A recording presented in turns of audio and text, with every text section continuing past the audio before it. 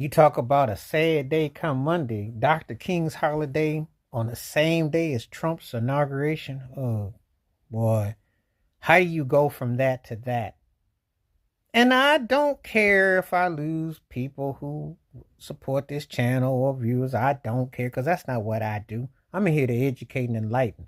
I make no mistakes about it. I don't care for Donald Trump at all. I don't. And I know his rhetoric and I know what he's about. Can't nobody tell me nothing different because he's benefited from Jim Crowism and I know what he's about. It's an insult that this happens to fall on the same day. How do you go from someone that was about mobilizing, about common sense and decency and morality for fellow man, fellow woman in terms of dignifying and actually making strides as opposed to someone who, well, you know, it says a lot about a people that would rather have someone who talks down, insults, puts downs, etc., and is on an agenda to undermine what I call basic, fundamental rights. We don't have equality fundamentally. 60 years of a piece of paper legislation is not hardly enough time.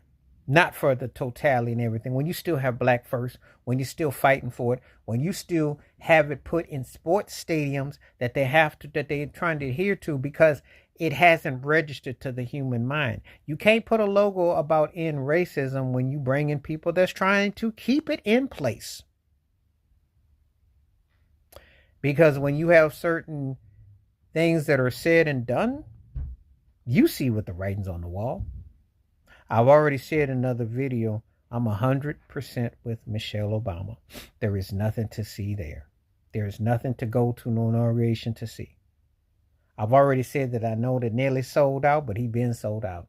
Carrie Underwood, she's in a style of music that will loan herself to that, and she's got to do what she do, even though I will look at her sideways for supporting.